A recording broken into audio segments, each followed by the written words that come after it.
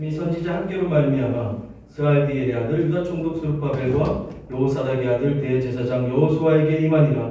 이르시되 만군의 여호와가 이같이 말하여 이르노라. 이 백성이 말하기를 여호와의 전을 건축할 시기가 이르지 아니하였다 하느니라.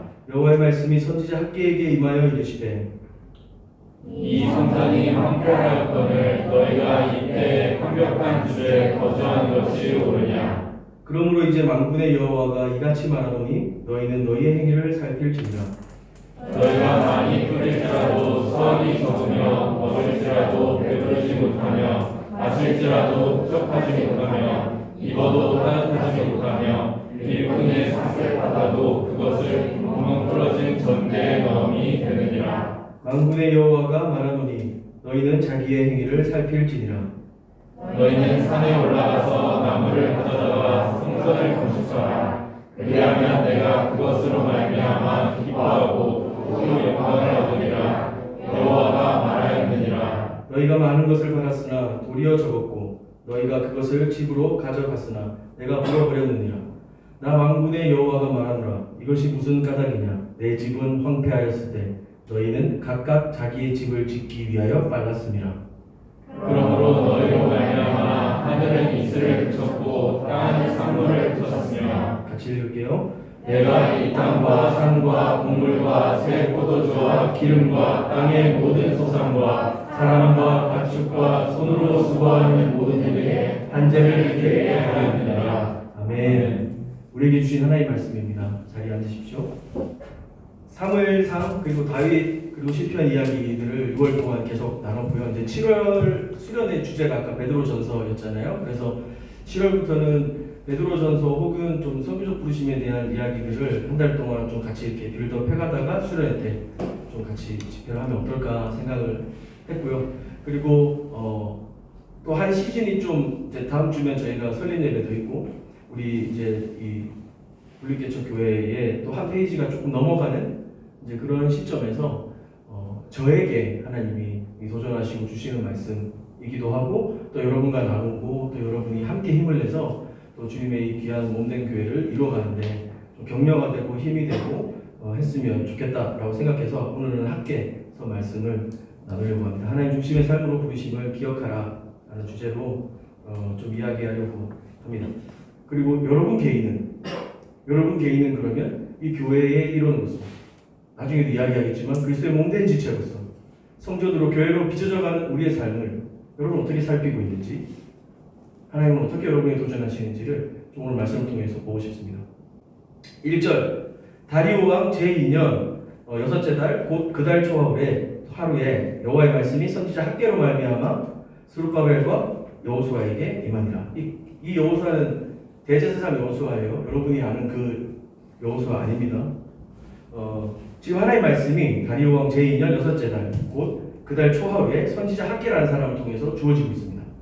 그리고 2절에는 학계에게 임한 그 하나님의 말씀의 내용이 이제 잠깐 딱 언급되고요. 3절에 가면 다시 여호와의 말씀이 선지자 학계에게 임하니라 이르시되라고 하면서 일종의 그 예언서들, 선지서들이 가지고 있는 그 전역부가 반복이 됩니다. 그리고 4절부터 11절까지는 그 하나님이 마치 2절에 던져진 그 문장에 대한 해설 혹은 자신의 의견을 펼치듯이 이야기를 끌어가시죠.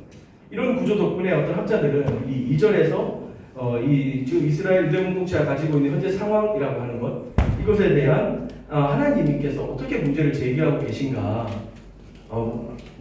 하나님이 문제를 제기하시는 것이다 라고 이야기를 합니다. 부정적이란 거죠. 그 2절에 나온 이 백성이 말하기를 하면서 블라블라 한 이야기에 대해서 하나님은 진짜 그래? 라고 4절부터 11절까지 이야기하시는 겁니다. 2절에 이 백성이 말하기를 이라고 했는데 여기서 이 백성은 누굽니까? 이 백성들 예전에 그 바벨론한테 멸망해가지고요 다 끌려가죠. 다 바벨론 그 도시로 끌려갔다가 이제 조금씩 유대 땅으로 돌아오고 있었던 포르기에 예루살렘으로 귀환하고 있었던 유대 백성들 이 학계 시대 때는 그런 공동체였습니다. 하나님이 그들이 그 포로 귀환한 이스라엘 공동체 너희들 안에 이런 말들이 유행하던데 라고 하시면서 하시는 말씀이 여호와의 전을 건축할 시기가 이르지 아니하였다. 그러니까 이스라엘 공동체 안에서 누가 먼저랄 거 없이 공공연히 떠도는 말이 있었는데 그게 뭐냐면 아직은 성전 지을 때가 아니야 라고 하는 거였던 거죠. 여기에 대해서 주님이 하시고 싶은 말씀이 있으신 것 같아요. 2절 만군의 여호와가 이같이 말하노라 이 백성이 말하기를 여호와의 전을 건축할 시기가 이르지 아니하였다 하느니라. 여기서 건축할 시기라고 했는데 뭐 이 시기란 말은 한국말로 다른 말로 하면 또 때라고도 할 수 있겠죠. 4절에서 이 성전이 황폐했거든 너희가 이때 판벽한 집에 거주하는 것이 옳으냐? 이걸 좀 직역해보면 성전은 황폐했는데 개판인데 너희는 판벽한 집에 의리의리한 집에 거주할 때냐? 라고 얘기하시는 거죠. 지금 주님은 그 이전에 이 이스라엘 동네 사람들이 이야기하는 아직 여호와의 전을 지을 때가 아니야 라고 하는 그 때에 대해서 문제를 제기하시고 쟁점으로 좀 부각시키고 계신 것 같습니다. 이스라엘 공동체가 지금 무슨 때라고 여기고 있는가? 아직은 하나님의 집을 지을 때가 아니다. 이게 백성들의 판단이었죠. 하나님의 판단은 4절을 조금 뉘앙스를 다르게 해보면 이런 거예요. 너네는 그러면 그런 집에 살아도 된다는 거냐? 너희는 그런 집에 입주할 때냐? 뭐 이렇게 하는 겁니다. 이런 뉘앙스. 하나님과 이스라엘 때에 대한 생각이 좀 달랐던 것 같아요.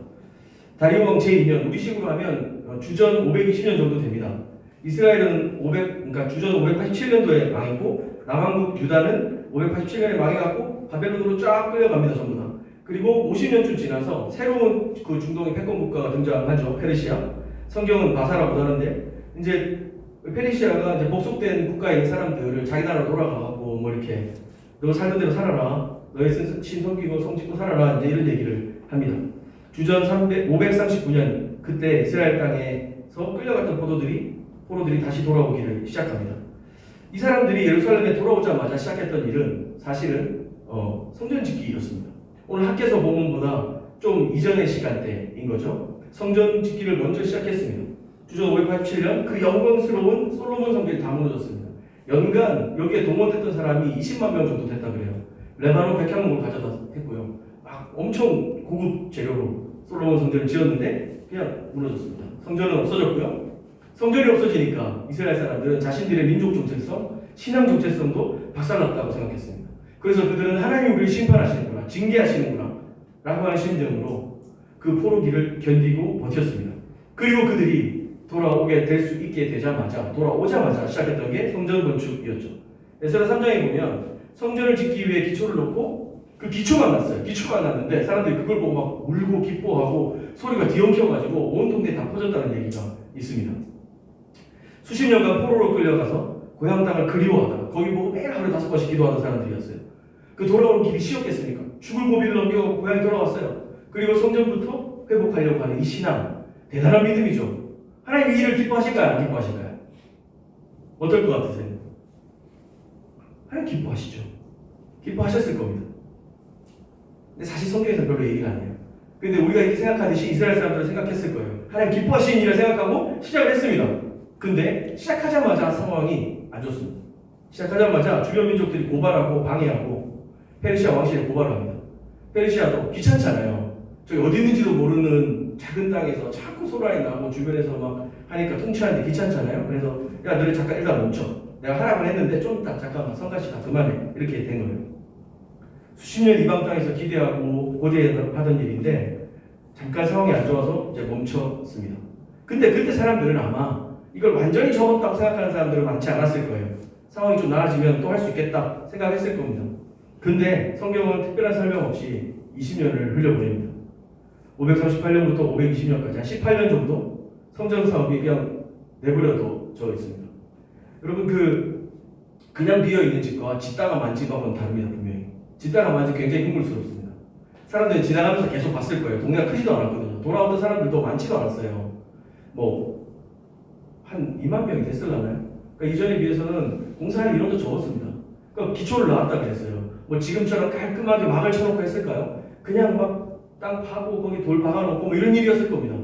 지나갈 때마다 할머니들 할아버지들은 가슴을 치면서 저거 빨리 해야 되는데 막 그렇게 했을 거고요. 꼬마아이들은 저거 보면서 아빠 저거 뭐야? 18세가 되지 않은 아이들은 못 봤을 거 아닙니까? 그러니까 아빠 저거 뭐야? 이러면서 여기 놀이터야 하면서 막 그러고 있는 거죠. 안 돼, 저기 가면 안 돼. 여기 성전 지름터요. 사람들이 아마 18년 동안 그렇게 내버려졌지만 거기를 지나다니고 하면서 온갖 생각들이 교차했었을 겁니다. 이쯤 되면 사람들 생각이 어떻게 바뀌어 갈지 상상이 되십니까? 여러분도 혹시 18년까지는 아니더라도 여러분이 바빴던지 어쨌든지 간에 이건 정말 중요한 건데 하면서 생각을 하고 해보고 싶어서 시도도 했다가 그냥 내버려뒀던 어떤 일, 계획 이런 거 있습니까? 뭐 예를 들면 다이어트라든지 제 얘기인가요? 다이어트라든지 다이어리 연초에 사면 항상 그러잖아요. 다이어리 엄청 꾸미다가 그래 꾸밀 수가 있어도 됐지 하다가 나중에는 어디 있는지 까먹고 연말 돼서 다이어리 사러 갔는데 이거 너무 예쁘다 해서 샀는데 작년과 똑같고 막 그런 느낌? 아니면 여러분 이제 그 교회나 여러분 공동체, 여러분 어떤 신앙적인 어떤 문제들 속에서 이걸 하나님 뜻이야 라고 생각했는데 뭔가 상황이 여의치 않아가지고 그냥 내버려둔 거 그런 거 있으실까요? 제가 그 2006년도에 대학교 4학년이었어요. 2006년도에 교제하고 있던 자매랑 같이 졸업하기 전에 한번 하나님 앞에서 좀 이렇게 뜨겁게 부르심과 비전에 대한 고민을 좀 해보고 싶다는 생각이 들어서 그 2006년도에 성교왕국이라고 하는 그 컨퍼런스 성교 대회에 참여를 했습니다. 그때 그 성교왕국 수련회 주제가 잊혀진 부르심이었어요. 저는 뭐 부르심이라고 자세히 생각해본 적도 없기 때문에 뭐가 잊혀졌는지 잘 몰랐고 그냥 그게 주제가 그랬던 것 뿐이었고요. 여자친구랑 같이 갔습니다. 근데 이제 선배들이 이제 대학교 선배들이 그 성교왕국을 많이 갔다 와가지고 저한테 조언을 해줬어요. 섣불리 일어나면 안 된다. 매일 저녁마다 콜링하는데 그때 갑자기 잘못 일어나면 안 된다. 옛날 성교왕국에서 일어났던 사람들 다 끌려 나가 있다 지금. 그래서 하나님 어떤 방식으로 끌고 나간다. 조심해라. 절대 일어나지 마라. 그래서 저도 이제 여자친구한테 얘기했습니다. 그래서 은혜 많이 받고 형제자매 좀 따라와줬던 것 같아요. 저도 친구들도 같이 있어서 따라왔는데 조가 배웠어요. 그래서 섣불리 일어나지 마. 너무 은혜 받고 괜찮다. 하나님 앞에 마음으로 기도 다 괜찮은데 섣불리 일어나지 마라. 일어나면 끌려가던가. 하여튼 뭐 그런 생각을 하면서 이제 저녁 집회를 참여했어요. 첫날 저녁 집회를 마치고 이제 숙소로 돌아오던 길에 여자친구랑 이제 만났어요. 그리고 저녁 집회 어땠어요? 너무 좋았다고. 새로운 걸 배웠고 너무 은혜로웠다고. 근데 이제 그러더니 제가 물어보지도 않았는데 저를 쳐다보더니 근데 나 일어났어 어떡하지? 그러는 거예요. 근데 옆에서 제 친구들이 얘도 일어났어요. 그래서 다 일어났었죠. 첫날부터 매일 저녁 일어났습니다. 근데 그때 일어날 수밖에 없었던 게 뭐였냐면 제가 그때는 20대였잖아요. 당시에 그 선교사 전 세계 선교사 배치에 대한 통계를 보여줬어요. 선교사의 90% 이상이 대학이 있고 국제공항이 있고 수도인 곳에 있다는 거죠. 지금도 그런지 모르겠어요. 그때 그랬습니다. 그러니까 이게 재밌는 거예요. 케냐에 선교사가 뭐 1000명이 있어도 900명은 나이로비에 있는 거죠. 거기를 베이스로 움직이는 겁니다. 그러니까 진짜 오지 선교나 그 언리치드 피플들을 만나러 가는 사람들은 적었던 거예요. 내 입장에서 사실 그걸 탓할 건 아니었어요. 왜냐면 나는 잊혀진 부르심 정도가 아니었다니까요. 나한테 그 부르심도 아니었어요. 근데 하나님 자기 백성들을 부르셔서 얇은 선교하도록 보내시는데 사람들이 이제 선교의 어떤 시작도 발전하고 장비나 기술도 발전하고 다양한 곳으로 선교를 가지만 이게 뭔가 선교사는 뭐 10,000명, 20,000명이 됐다고 하는데 실제로 배치되어 있고 선교 복음화 되는 어떤 영역들이 내는 걸 봤을 때는 제한적인 거예요. 우리는 콩고에 선교사가 몇 명 있다고 생각하니까 한 몇십 명, 몇백 명 있단다. 그럼 콩고를 안 가도 되겠네 싶지만 콩고에 소수민족이 30몇 개가 있대요. 언어와 문화가 다 다르다네요. 그러니까 그 한 민족 언어만 배워서 그 사람들한테 복음 전하는 데마다 한참 걸리는 거예요. 근데 수도에서 있는 거죠. 계속 선교사를 탓하는 것 같은데 그게 아닌 거예요. 그리고 또 재밌는 게 뭐냐면 선교사 화성 평균 나이가 몇 살이었더라 그때? 몇 살이었는지 기억 안 나는데 20대가 1%가 안 됐던 것 같아요. 연령대 비율로서. 그러니까 선교사님들 중에 그런 거죠. 저도 이제 아는 선교사들 많이 있는데 저보다 어린 선교사가 없어요. 저랑 나이 비슷하거나 비슷한 사람도 많지는 않은 것 같아요. 전부 다 어른들입니다. 만나보면 20년, 30년 있었다. 나도 자기도 어느 집회에서 잘못 일어나고 갔다 이러면서 막 그런 얘기 하거든요. 그때 이제 그런 얘기를 듣다 보니까 19세기, 20세기의 그 SVM 운동과 여러 그 대학생 선교 운동들 때문에 전 세계가 복음화되는 일들이 폭발적으로 일어났었거든요. 근데 21세기는 더 이상 그들의 후예이고 그 수혜를 입은 21세기의 청년들은 그렇지 않은 거죠. 제가 청년이었어요. 그래서 저는 안 일어날 수가 없었어요. 간다는 생각은 아니었지만 가겠다는 생각은 아니었지만 미안해서 일어나기라도 해야겠더라고요. 그 강력한 성교 주체에서 청년들이 잊혀져가는 시대 속에서 뭔가 하나님 저한테 뭔가 감동을 주시고 도전하시는 것들이 이렇게 느껴졌었어요. 저에게 나름 잊혀진 부르심에 대한 좀 각성의 시간들이었습니다. 저처럼 저는 그때 일어나면서 그래 18년째 버려져 있던 그 성전 다시 일으켜야 돼. 그런 생각이 번뜩 들었습니다. 아마 학계에서의 그 당시에도 그런 질문을 한 사람이 있지 않았을까요? 지나다니면서 우리 성전 다시 지어야 되지 않을까? 그러나 정확하진 않지만 제 생각엔 주류 의견까지 번지지는 못했던 것 같아요. 이럴 때는 꼭 신중한 사람들이 등장하거든요. 이건 이래서 안 되고 저건 저래서 안 되고 우리 자신이 이런 수준인데 하나님은 이거 원하시지 않을 거야. 그 교회 형들 중에 그런 형들 있잖아요. 아직 하나님 원하시지 않는 것 같아. 이런. 그럼 뭘 원하시죠? 그건 나도 모르지. 더 기도해야지. 이러면서 모든 걸 모호하게 만들어버려요. 그리고 하나님이 원하시는 거 원하시지 않는 거 지가 판단해. 상황 보면서 아직은 때가 아닌 것 같다. 그런 이야기들이 성행한 시대가 돼버린 겁니다. 아직은 때가 아니다. 18년이 지났는데 다시 할 만도 한데 그때 시작할 때는 그렇게 엉엉 울고 소리를 지르더니 이제는 때가 아니다. 왜 그 사람들이 그걸 멈춰 있었을까? 두 가지로 생각해봤는데 먼저는 삶이 고달퍼서 그래요. 먹고 살기 힘든 거예요. 처음에는 되게 멋있었는데 돌아와서 성전 지으려고 보니까 힘들어. 사실 뭐 포부 주제에 무슨 재정이 있겠어요? 기술이 있겠어요? 뭐가 있겠어요? 힘든 상태예요. 그래서 제가 상상을 좀 해봤어요. 제가 이제 애들 둘이 있고 이제 가장이잖아요. 근데 또 신앙심은 또 탱천해가지고 와가지고 성전 건축하는데 도와줄 사람 했는데 제가 또 손도 딱 가면 저 공대 출신입니다. 이러면서 가가지고 이제 막 제가 계산하겠습니다 해서 갔어요. 근데 계산 막 하고 있는데 이놈 형제 저기 돌 좀 날라줘요. 네. 그래서 막 날르고 저기 나무도 날라줘요. 이렇게 하다가 엄청 지친 척 저녁에 수고하셨습니다 하면서 집에 왔어요. 근데 애들이 가지가는 끌어다니면서 아빠 배고파 그러는데 다음날 제가 거기 가서 일할 수 있겠어요? 뭐라도 수렵 채집이라도 하러 가야지? 이 사람도 그랬을 것 같아요. 삶이 힘들었던 거예요. 근데 재밌는 건 삶이 힘들어서 내버려뒀는데 오늘 본문을 끝까지 우리가 읽으면서 봤지만 11절에도 보면 이러한 한재와 가뭄과 어떤 기후재해들이 일어나서 먹고 살기 힘들어진 이유가 뭐냐면 내 집이 황폐였기 때문이다. 주님 이렇게 얘기하세요. 그러니까 우리는 우리 앞가림하기에 바빴는데 그것 때문에 잊어버렸던 것, 진짜 중요했던 것, 그게 우리 문제의 원인이었던 거죠. 우리는 보통 그러잖아요. 내가 내 할 일도 못하는데 무슨 열정, 비전, 꿈, 성격 이런 거는 나랑 상관없어 라고 생각하죠. 근데 사실은 그런 포기와 그런 내려놓음 때문에 오히려 우리의 삶이 더 피폐해져가고 메말라가는 것들 여러분 느끼시지 않으세요? 또 두 번째 이유는 이런 게 있습니다.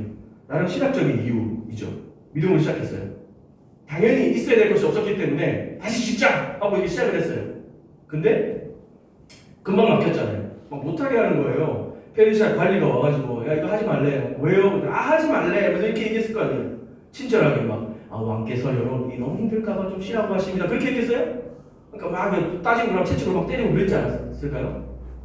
그러면서 야 옥시기나 잘 받쳐 이것들아 하면서 이제 갔을 거라고요. 그러니 이 사람들이 삶이 힘들 뿐만 아니라 모든 정세들이 뭔가 우리에게 우호적이지 않아. 생각해보니까 솔로몬 성전은 백향목 있어야 되는데 우리 백향목도 없어. 에이 그럼 안 되지. 거기 뭐 대리석도 있어야 되는데 대리석도 없어. 에이 그럼 못 만들지. 그건 못 참지. 대리석 없는 성전 어떻게 해요? 막 이런 생각 하면서 그들에게는 아주 적절한 그 변명거리가 생깁니다. 하나님 뜻이 아닐 수도 있다. 하나님 뜻이 아닌가 보다. 하나님 허락하시지 않는구나. 이러면서 삶이 고달피기도 하고요. 우리에게 신학적인 변명거리들까지 생겨버린 거죠. 4절에 이 성전이 황폐하거늘 너희가 이때에 판벽한 집에 거주하는 것이 옳으냐? 4절에 하나님 뭐라고 하십니까? 너희는 그러면 판벽한 집에 거주할 때라는 거냐? 라고 얘기하십니다. 그러면서 8절에 너희는 산에 올라가서 나무를 가져다가 성전을 건축해라! 라고 이야기하세요. 이게 표현을 좀 바꿔서 제가 학계가 전하는 하나님의 말씀을 이렇게 학계가 주신 그러니까 하나님이 학계한테 주신 말씀을 학계가 전했던 것을 제가 마치 하듯이 제가 학계인 것처럼 한번 좀 해볼게요. 여러분 신학이 어떻고 교회 전통이 어떻고 하나님 뜻이 어떻고 핑계대면서 자기 합리화하지 마세요. 여러분 욕심과 불순종, 불신앙을 정당화하려고 하지 마세요. 믿음이면 충분하죠. 네, 맞아요. 믿으면 돼요. 근데 당신이 말하는 믿음이 진짜 그 믿음이에요? 일단 훈련부터 받고 배우고 뭔가 더 안 다음에 해보자고요. 근데 왜 아무것도 안 하죠? 훈련 언제 받을 거예요 도대체? 여러분 마음에 도대체 어떤 일들이 일어나고 있길래?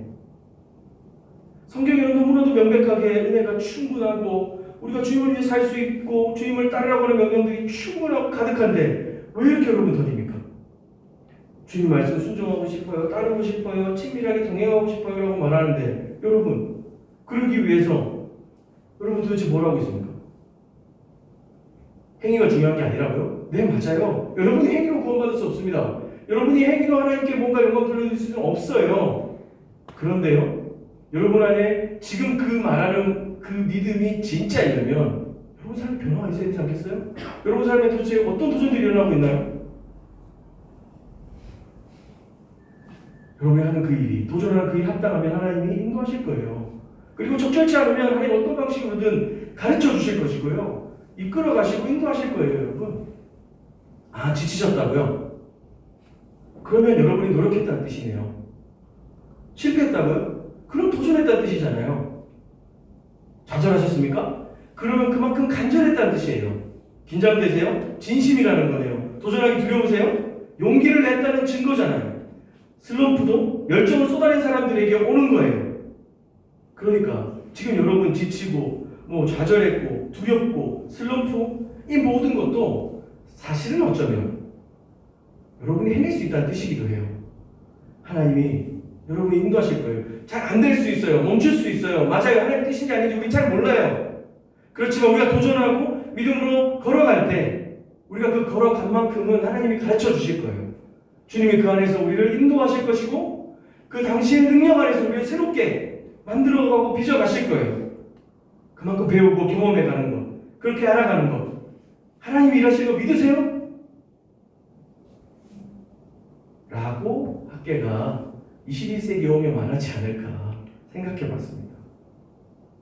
완벽한 집으로 대표되는 우리 자신의 사사로운 욕심들, 내 욕심과 내 야망과 내 중심이 원하고 있는 그 무엇, 하나님을 보고 보이는 그 우리의 그 숨겨진 그 진실들, 우리는 힘들고 어렵습니다. 하나님 뜻이 아닌 것 같습니다. 라고 말하고 있지만 뒤집어 보면 우리는 완벽한 집에 살고 있는 것은 아닌가. 5절부터 7절까지 살피라는 말이 반복됩니다. 살펴라. 너희 행위를 살필지라. 라고 이야기합니다. 정작 먹고 살기 힘들어하고 주변 세상이 너무 강하고 겁이 나서 생각대로 잘 안 되는 걸 보니 하나님이 원하시지 않는가 보다. 그래서 성전 건축을 미뤄두고 애써 지나가면서 눈에 막 보이지만 막 이렇게 잊고 살아왔습니다. 근데 그거 다시 살피라는 거죠. 하나님 그거 살피라고 이야기하시는 겁니다. 우리 삶의 문제의 근거, 근본적인 원인이 거기에 있더라. 그거 발견해라, 찾아봐라는 겁니다. 4절에 성전이라는 단어가 사실은 세이크리드 템플 이런 거 아닙니다. 그냥 집이에요, 집. 그냥 집이라는 뜻이에요. 하나님의 집, 완벽한 집. 요거 두 개를 지금 학계에서는 딱 그 단어로 비유를 하고 있는 거예요.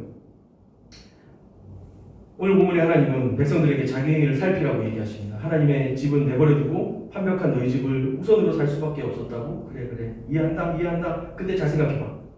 너희는 어떤 삶을 살아왔는지. 너희 말대로 너희의 공고한 삶, 그 잃어버린 고향으로 돌아왔지만 여전히 그 너희의 비루한 현실과 그 주변을 둘러싼 어려운 힘과 권세들. 이해해.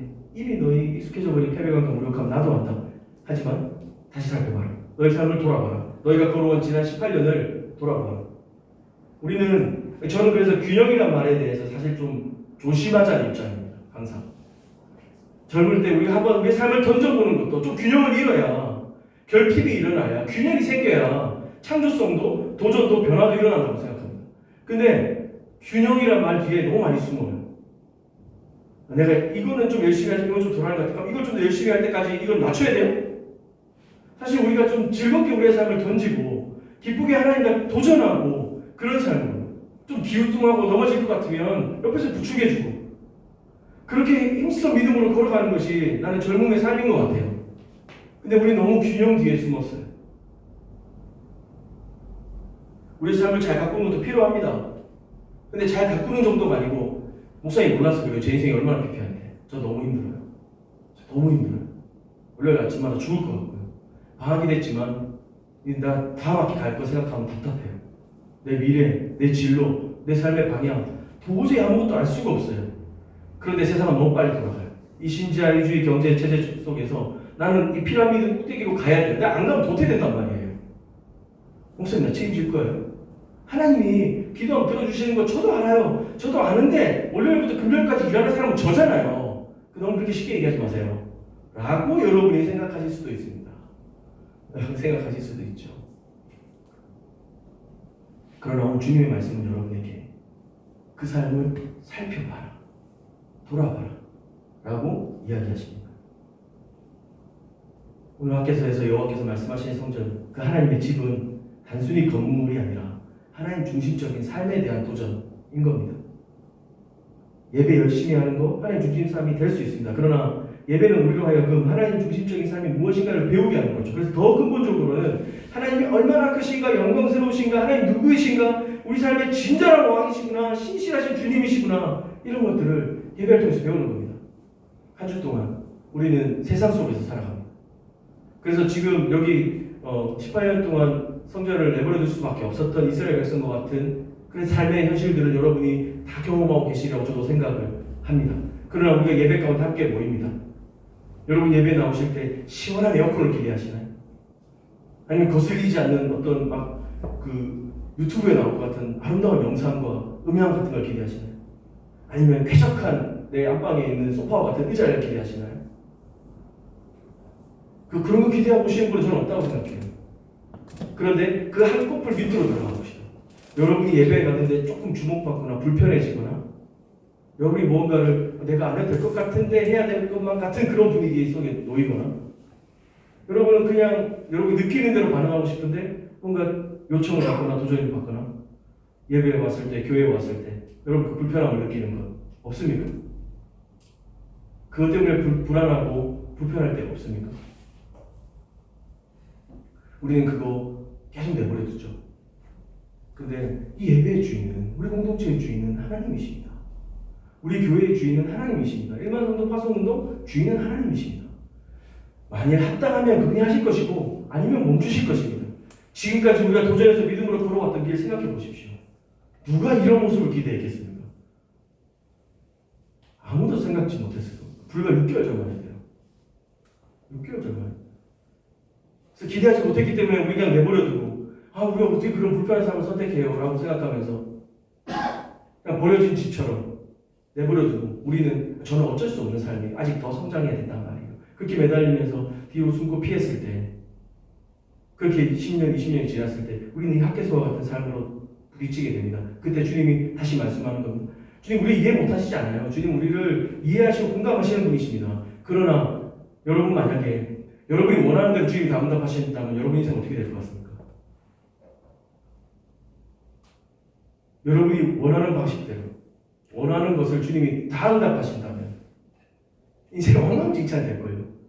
여러분이 엄청 노력해갖고 선택한 일이었는데 대학 얘기해보죠. 열심히 노력해갖고 대학에 갔는데 그 대학에 만족하십니까? 계속 여러분이 노력해서 정한 대로만 대학에 계속 붙으면 여러분 인생이 나아질까요? 아닐 거예요. 직장도 마찬가지죠. 정말 노력해서 내가 여기만 가면 내 인생이 한 페이지 올라갈 것이야 라고 생각했지만 꼭 그렇습니까? 안 그렇습니다.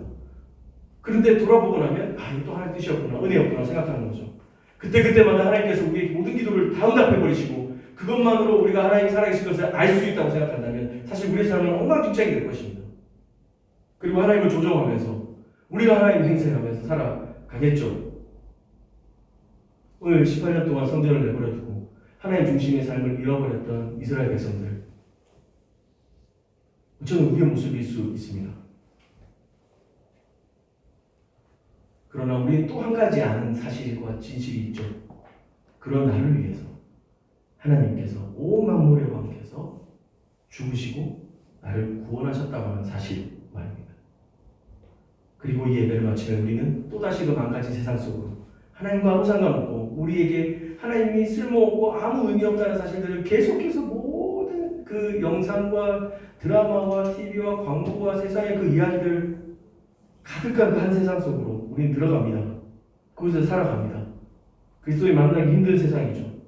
그곳에서 우리는 잃어버린 영혼들을 향해 걸어가도록 이 예배 후에 우리의 삶은 그쪽 방향입니다. 더불어 이 세상의 모든 영역 가운데 특별히 직장과 여러분 각자 대학생들 캠퍼스로 가족들과 이웃들 안으로 보내심을 받습니다. 그곳에서 하나님 중심의 삶을 살도록 말이죠. 우리 안에 복음과 회심의 역사가 있는가? 잃어버린 영을 향해 나아가는 믿음이 있는가? 삶을 변화시키는 사랑이 있는가? 열매 맺기까지 그치지 않는 수고가 있는가? 살피고 질문하고 물어야 됩니다. 말씀을 좀 마무리하면서요. 근데요, 목사님, 힘든 거 아시기만 하고 지나가면 안 되는 거 아닙니까? 이게 너무 센데요. 12절로 가보도록 하겠습니다. 학께서 1장 12절, 15절 한 절씩 교독하겠습니다. 스알디엘의 아들 스룹바벨과 여호사닥의 아들 대제사장 여호수아와 남은 모든 백성이 그들의 하나님 여호와의 목소리와 선지자 학개의 말을 들었으니 이는 그들의 하나님 여호와께서 그를 보내셨습니다. 백성이 다 여호와를 경외하며 그때 여호와의 사자가 여호와의 이름을 받아 백성에게 말하여 이르되 여호와가 말하노니 내가 너희와 함께하노라 하니라. 여호와께서 스알디엘의 아들 유다 총독 스룹바벨의 마음과 여호사닥의 아들 대제사장 여호수아의 마음과 남은 모든 백성의 마음을 감동시키시매 그들이 와서 만군의 여호와 그들의 하나님의 전 공사를 하였으니 그때는 다리오 왕 제2년 여섯째 달 24일이었더라. 아멘. 내가 너희와 함께 하노라. 학개를 통해서 주님 말씀하십니다. 내가 너희와 함께 하노라. 14절에 백성이 모든 마음을 감동시키시네. 사실 이 감동은 영어로 stir up 이렇게 되어 있습니다. 그러니까 침전돼 있었던 혼합물을 이렇게 교반시켜서 이렇게 섞이게 만드는 그런 상태이고요. 이 이야기는 이 13절 14절 이야기는 마치 복음서 맨 마지막 장면과 사도행전 첫 번째 장면들을 상기시킵니다. 하나님이 임마누엘 예수 그리스도를 통해서 우리와 영원히 함께하시고 그분이 시작하신 영광스러운 나라와 그분이 지어가시는 하나님의 교회를 그분이 직접 지어가시고 대장돼서 앞서가시는 길을 우리 따라가면 됩니다. 따라가는 것도 힘든 우리에게 주님은 약속하십니다. 너희 마음을 스타로 완전 감동시켜서 뜨겁게 뒤집어 엎겠다. 이 자리에 가면 성령님이 그렇게 불과 같이 우리 가운데 임하셔서 그 찌질하고 도망가던 제자들이 변화돼서 그들의 삶을 던지잖아요. 거기에 무슨 균형이 어디 있습니까? 거기에서 자기 삶을 살피는 그런 게 어디 있습니까? 주님을 향해서 던지는 그 삶이 나오잖아요. 그죠? 앞서 학계 시대의 사람들 살펴보면 볼수록 우리가 너무 많이 삶았어요. 그래서 어떻게 하라고 하나님이 그 해결책까지 말씀하시는 겁니다. 내가 한다. 내가 너에게 말씀을 주고 내가 너희가 들리게 하고 내가 너희의 마음을 감동시킨다. 그렇게 끈덕지게 해결되지 않던 삶의 문제들과 답답한 현실들은 변할 것이 하나도 없습니다. 그러나 하나님께서 우리를 바꾸십니다. 우리는 이제 하나님의 집 건축을 시도하게 될 것입니다. 하나님께서 그렇게 하셨습니다. 그런 말미암아 그분을 긍정하고 그분을 희망하고 그분을 기대하게 하십니다. 요엘서 2장 28절 말씀입니다. 그 후에 내가 내 영을 만민에게 부어주리니 너희 자녀들이 장래 일을 말할 것이며 너희 늙은이는 꿈을 꾸며 너희 젊은이는 이상을 볼 것이며 스가랴 4장 6절입니다. 그가 내게 대답하여 이르되 여호와께서 스룹바벨에게 하신 말씀이 이러하니라. 만군의 여호와께서 이르시되 이는 힘으로도 되지 아니하며 능력으로도 되지 아니하고 오직 나의 영으로 되느니라. 요엘 스가랴 선지자가 하고 싶은 말이 뭐예요?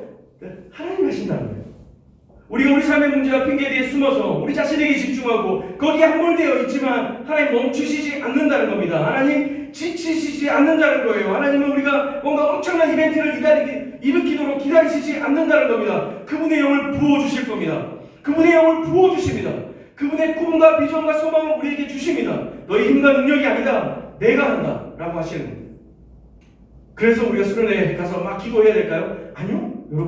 여러분이 믿음으로 예수 그리스도를 고백할 수 있는 것은 여러분의 의지와 능력과 지혜가 아닙니다. 여러분 안에 계신 성령께서 그렇게 하게 하시는 것입니다. 여러분 말씀을 읽는데 은혜가 되시나요? 예배를 하는데 하나님 주신 은혜가 있나요? 성령이 하시는 겁니다. 여러분의 감동이 아니에요. 주님이 하시는 거예요. 제가 하고 싶은 말이 뭡니까? 이미 여러분은 그 놀라운 하나님의 가능성을 가졌다는 거예요. 18년 동안 하나님의 집을 내버려두고 내 집 짓기에 바빴고 판박한 집에 살면서 아직 하나님 집 지을 때가 아니야라고 말하는 우리에게도 하나님은 가능성을 주신다는 거예요.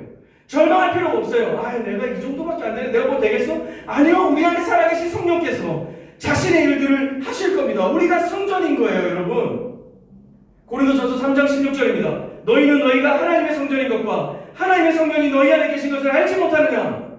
에베소서 2장 20절에서 22절 말씀입니다. 너희는 사도들과 선지자들의 터 위에 세우심을 입은 자라 그리스도 예수께서 친히 모퉁이 돌이 되셨느니라. 아멘. 그 안에서 건물마다 서로 연결하여 주 안에서 성전이 되어가고 너희도 성령 안에서 하나님이 거하실 처소가 되기 위하여 그리스도 예수 안에서 함께 지어져 가느니라. 아멘. 아멘. 우리가 성전이에요. 주님 안에서 우리가 주님과 함께 지어져 갑니다. 성전으로 지어져 갑니다. 우리 안에 계신 성령으로 말미암아 하나님의 집으로 지어져 갑니다. 여러분, 예수 그리스도 위에 딛고 서서 우리는 그분의 영으로 인해서 하나님의 거하실 처소가 된다고 말씀 우리에게 약속하고 있는 겁니다. 그래서 여러분, 우리가 여전히 필요하다는 것을 믿으시길 바라요. 이 시대와 이 땅 가운데 동천동 503이 필요하다는 사실을 여러분 믿으시기를 바랍니다. 왜요? 하나님이 우리에게 그 가능성을 주셨다는 거예요. 주님의 그 능력으로, 주님의 방법으로, 주님의 때에 믿음으로 반응하는 모든 사람들을 통해서 그리스도를 진실하게 따르기를 열망하는 청년들을 통해서 하나님 당신의 집을 지어가실 겁니다. 주님의 집을 지어가실 겁니다. 우리 해야 됩니다. 그래서 여러분, 우리의 일상과 복음을 이해하고요, 우리의 역량과 여러분에게 주어진 은사와 탤런트들과 여러분의 에너지들을 지혜롭게 사용해야 됩니다. 지속적으로 제자가 되고요, 제자를 세우는 일에 지치지 않아야 되고요, 포기하지 않고 나아가야 됩니다. 이 모든 것이 하나님이 자신의 영을 부으심으로 직접 우리 가운데 일하실 일들입니다. 우리는 지난 6개월 동안, 아니요, 지난 3개월, 2개월 동안 예배해 오면서 우리가 열심히 했습니다. 열심히 준비했어요. 찬양을 준비하고요, 의자를 깔고요, 섬기미들을 모집하고요, 계속 프로그램을 가다듬고요, 계속 앞으로 뭘 할지 계획을 세우고요, 계속 열심히 해왔습니다. 그런데요, 저는 여러분 앞에 자신 있게 말할 수 있습니다. 하나님이 하신 겁니다. 하나님이 하신 것입니다. 하나님이 하실 것입니다. 저는 이게 그냥 뒷짐지고 앉아서 하나님 하실 거니까 우리는 24시간 주님만 바라보고만 있으면 되겠구나, 그 뜻이 아닙니다. 하나님이 하신다는 것은 형편없는 우리의 삶의 현장과 우리의 연약함에도 불구하고 하나님 우리한테 가능성을 보신다는 거예요. 하나님 자기의 수준으로 우리를 보신다는 거예요. 여러분, 우리가 지칠 이유가 없습니다. 여러분 삶을 다 빼앗고자 주님이 말씀하시는 게 아닙니다. 여러분 삶 안에서 하나님이 정말 풍성하게 열매 맺도록 은혜 주시고자 하는 주님의 방법인 겁니다. 여러분에게 하나님의 기대와 소망이 있습니다. 여러분, 우리 공동체의 특성, 지역교회가 되었습니다. 옛날에 계속 얼마 안 됐지만 지금도 있는 분당에 있는 교회처럼 우리는 대형교회 아닙니다. 그냥 건물이 있고요, 들어갈 때 그냥 잘 알지 못하는 그 건물 지키는 직원 집사님한테 인사하고 들어가서 그냥 자기 예배 초소에 가서 거기 자기 해당되는 소그룹 사람들만 인사하고 그냥 나와도 되는 그런 대형교회가 아닙니다. 모든 게 원활해서 사역 같은 게 한 달 전부터 계획이 돼 있어서 맨날 방송이 되고 막 어디를 들어가도 다 확인할 수 있고 막 그런 정도의 시스템. 근데 우린 갖추고 있긴 하네요, 그 시스템을. 네, 갖추고 있긴 한데 우리 그렇지 않습니다. 세팅이 막 그 전날 막 다 돼 있고, 아니요, 이 공간에서 몇 팀이 예배 드린지 아세요? 주일만 해도 정신 없습니다. 1시 10분이 돼도 여기서 유령부는 계속 그 다음 모임을 기도하고 준비하고 있고 우리는 와서 세팅하고 있고, 우리 그런 교회입니다 지금. 그리고 우리는 사실은 지나가는 사람이 요즘에 그런 얘기도 한다네요. 여기 십자가 없어갖고 교회인지 모르겠다 이런 얘기하면서 카페인 줄 알았어 이런 얘기 많이 들었거든요. 근데 이제 더 심한 얘기 듣습니다. 여기 성경 구절에 있는데 왜 십자가 없어? 여기 이단인 거 아니야? 이런 얘기도 들어요. 사실은 이건 이제 드러난 오해지만 작은 오해들도 있습니다. 우리가 전국적으로 유명한 교회가 돼버렸잖아요. 29개 교회는 전국적으로 유명한 교회가 돼버린 거예요, 사실은. 근데 우리가 여기 막 지역으로 흩어진다 했을 때 이 지역의 교회들도 위기를 느낄 것 같습니다. 잘 살아야 된다, 우리 진짜. 여러분 그냥 이렇게 관객처럼 여러분 그렇게 세팅하면 안 됩니다, 여러분 삶. 섬김이 사실은 더 뽑을 필요가 없습니다. 돌아보세요. 여러분 3명 중에 1명이 섬김입니다, 지금. 3명 중에 1명이 섬김입니다. 더 뽑을 필요도 없습니다. 아직도 서로 이름을 못 외우신 분이 있으실까요? 근데 어렵지 않아요. 조금만 돌아보면 됩니다. 조금만 살펴보면 돼요. 그동안 여러분이 신앙생활 오랫동안 해오면서 그냥 내버려뒀던 그 무언가들을 좀 이렇게 뒤집어 뽑아보세요. 이 교회에서 여러분이 여러분의 삶을 정말 하나님이 어떻게 새롭게 다뤄가시는지 좀 경험해봤으면 좋겠어요. 그런 꿈과 소망들이 여러분 안에 막 키워졌으면 좋겠어요. 언제까지 우리가 막 버티기만 할 겁니까? 언제까지 정상교회에 올라서 이렇게 새병한 교회 이렇게 만들어가지고 그러지 말고요. 하나님의 집이 되어갑시다 우리가. 우리 안에 계신 그 주님의 가능성과 주님이 하시겠다는 약속을 믿고 우리의 삶을 던지면서 빚어지고 지어가는 삶 함께 해갑시다. 이번 여름 그래서 여름 수련회 기점으로 이렇게 좀 산을 오르듯이 좀 준비하려고 합니다. 여름 수련회도 산에서 하긴 하네요. 여름 수련회 주제가 베드로전서인데요. 그래서 그 흩어진 나그네 선교적 부르심. 베드로전서에서 이 그 잠재적 핍박과 어려움 속에 있었던 초대교회 성도들이 어떻게 그들의 삶을 통해서 자신들의 그 정체성을 이해하고 신앙을 이어가고 그 믿음을 가지고 세상을 변형시켜 갔었는지를 좀 나눠보려고 합니다. 우리랑 비슷하지 않아요? 원해든 원하지 않았든 흩어져 버렸잖아요. 흩어져 버렸어요. 흩어져 버렸습니다. 지하철에서 이렇게 블록 3개 건너가면 갈 수 있는 그런 교회가 아니에요. 지하철에서 교회는 감감무소식입니다.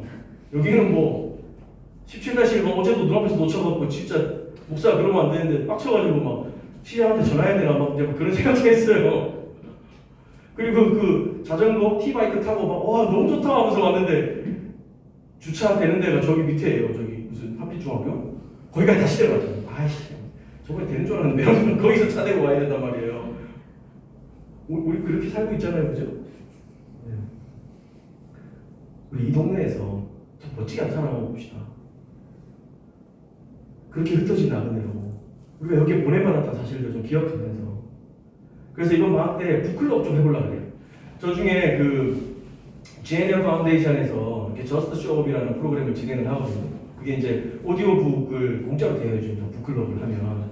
그래서 우리가 지원자를 좀 받을 거예요. 조만간 공지를 할 텐데 지원자를 좀 받아서 북클럽을 뭐 3-4명, 5명도 좋아요. 연령대 상관없이 북클럽 한 2-3개 정도 운영하는 걸 이번 방학에 좀 목표로 가지고 있습니다. 7월, 8월 동안. 그리고 성경 읽기에 대해서도 좀 고민하고 있어요.